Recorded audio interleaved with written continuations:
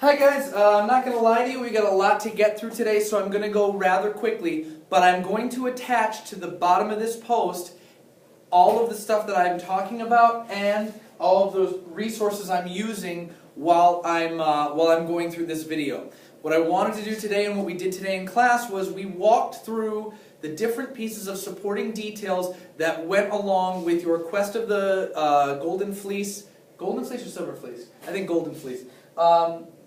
With your Silver Fleece, it is Silver Fleece. With your quest to the Silver Fleece short answer questions and your home short answer questions. So I'm going to quickly run through those because now you've got a real good sense of what a short answer response is all about, and it's really what every piece of communication anywhere is all about. Remember, I spoke in a lot of the classes today that really, if you don't take the time to look at these strategies, you're really taking away ultimately from your basis for understanding what human communication is all about. We make a statement and we support that statement. If we're telling a story that has a point, we need to make sure that it relates to the point. The basis for communication is what we're talking about here. We're just applying it to specific questions. So don't blow this off. This is important. You make a statement, you support it. Where do we support it from? In this case, they're asking for details from the passage. If you're not using in the passage it states and direct quotes, you're being lazy.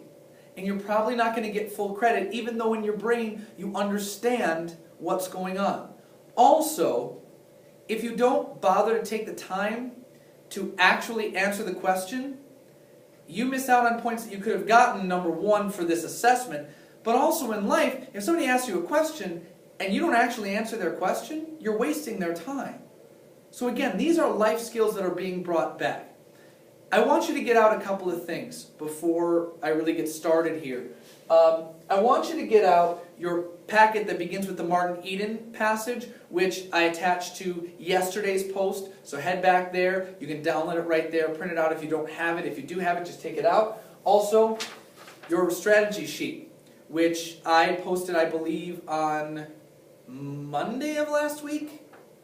It was one of the days last week, but go back and it'll actually tell you exactly what it is on the post itself. So you may have to go back through the last week or so of the posts, but you should be able to find this. Okay? Your strategies for success sheet.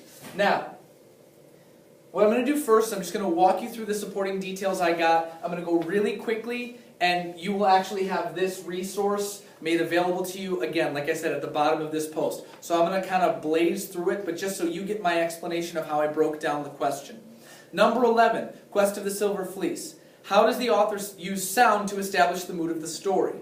Use two details from the passage to support your answer. Write your answer in complete sentences. Okay, some of you wrote about the mood, but you didn't specifically put down how the author used sound, and so you missed out. Remember, this first step in all of these strategies is to understand the question they're asking. So we've got to think about how the author uses sound to establish mood, and if we see that word establish, we think this building was established in 1926. What that means is that was the start of it.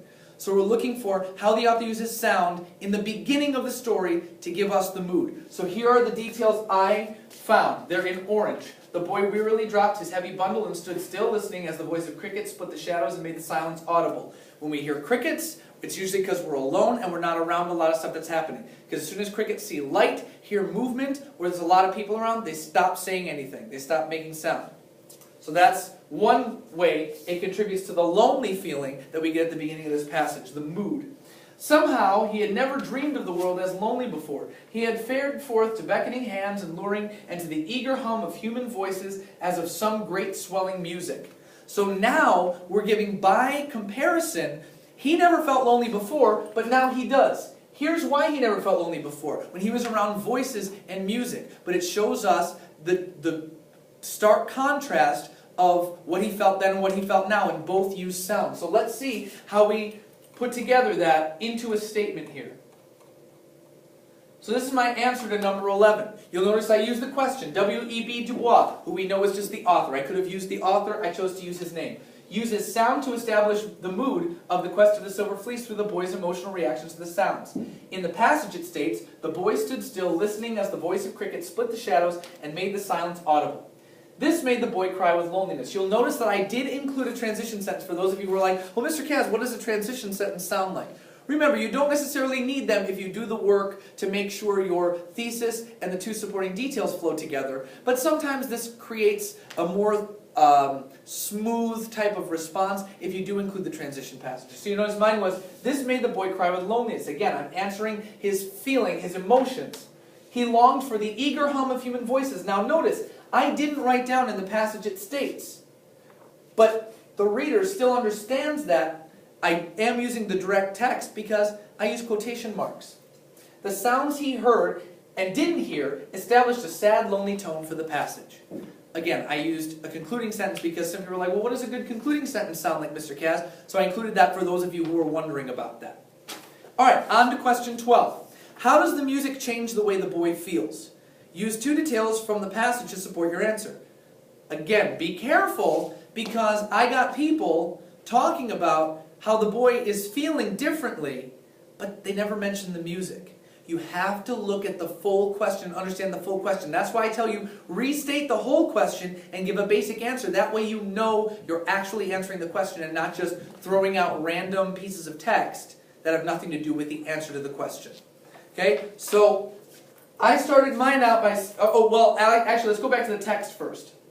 Okay, so in this one, I'm using the pink as my answer. Well, the question directly talks about the music that he hears. So I found the paragraph, which starts at line 20, that talks about the music.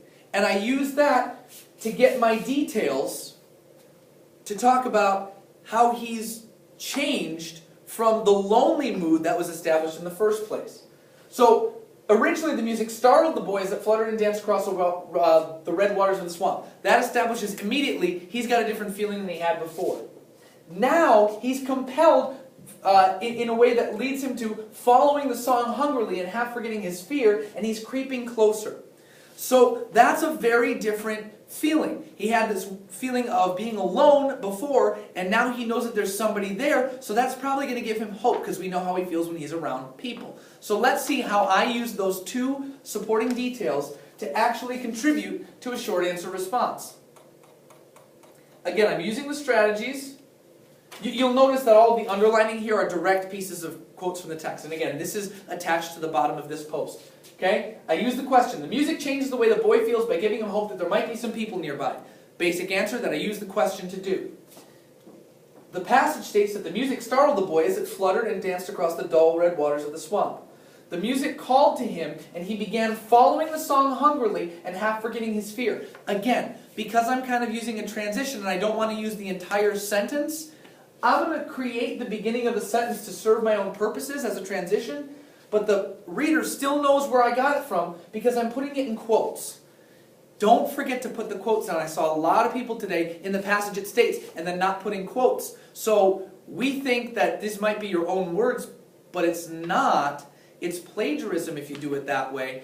Careful. All you have to do is put quotes around and you're good. You're golden. Then we know it's somebody else's thoughts, and that's basically what they want to see that you can do anyway. Take evidence from the expert, the person who wrote the story, to support your own point and your own answer, your own opinion perhaps. Okay? This is a big change for him from the beginning of the passage. Again, a concluding sentence that sums it all up for those of you who wanted to see what one looks like. But with some creative reworking of the order of these details, you could have just put a thesis statement and two supporting details and been totally fine with it. Okay? Last question. How does the speaker's changing, this is for the poem Home. How does the speaker's changing perception of the setting affect the way the speaker feels over the course of the poem? Whoa! This is tricky. They're not trying to trick you, but this is tricky because there's a lot of things we have to think about. It says, how does the speaker's changing perception? We discussed today, perception, and most of you knew this anyway, and I was actually pretty impressed. Perception is how we view things, how we experience things. Well, we've got to talk about the speaker's changing perception. Okay, the speaker's changing feelings about what he's experiencing, but specifically what he's experiencing with regard to the setting. So, okay, how is his perspective of the setting changing?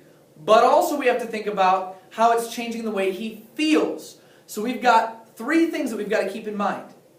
The setting, how he views it, and his feelings about it, and then how that changes over the course. I mean, that's a pretty complex question.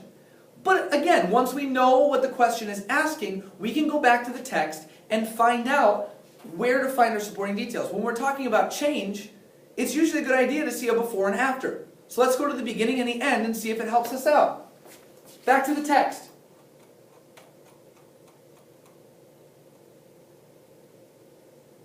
So at the beginning, it says, I came back late and tired last night into my little room. Bing, bing, bing.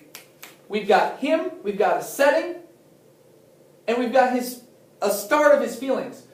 But we're not there yet. To the long chair in the firelight and comfortable gloom. Now we know he's feeling comfort. Even though he's tired, he's feeling comfort based on this room. So we've got our first detail. If we're going to show change, let's head back down. Because we know by reading the poem that he sees this spirit and it freaks him out. As it would probably anybody.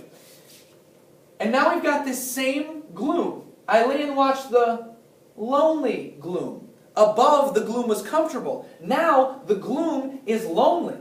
And watched the moonlight creep from wall to basin around the room. All night I could not sleep. Well, usually we can't sleep because we are scared, we are stressed, or we are thinking about too much stuff. We're overwhelmed. Well, that's a very different feeling than comfort, isn't it? Yeah, so those are our two text details. Let's use them to answer the question. And again, I use transitions and a concluding sentence, but the idea remains the same. We have a thesis and we support it directly from the text. Do not ignore any part of the question in your thesis. The speaker's perception of the setting changes the way he feels over the course of home. The question already established our thesis for us. It just wanted us to show how. So my thesis doesn't change. I don't even need a basic answer because it's right there in the question. But I give a little bit of clarity here in a transition. I say at first he seems to have a positive reaction to his room. He says, and I use quotes to indicate from the passage, I came back into my little room to the long chair in the firelight and comfortable gloom. Again, I mentioned that comfortable gloom. It gives us his feeling, it gives us the setting, it relates all the way back to the thesis statement. However, when he sees the ghost sitting in the chair in the room, or when he sees the ghost sitting in the chair, the room becomes a frightening place he cannot find rest in. He now says, again indicating change, I lay and watched the lonely gloom from wall to basin round the room. All night I could not sleep. And I gave one last emphasis of my concluding statement. This is a distinct change in reaction.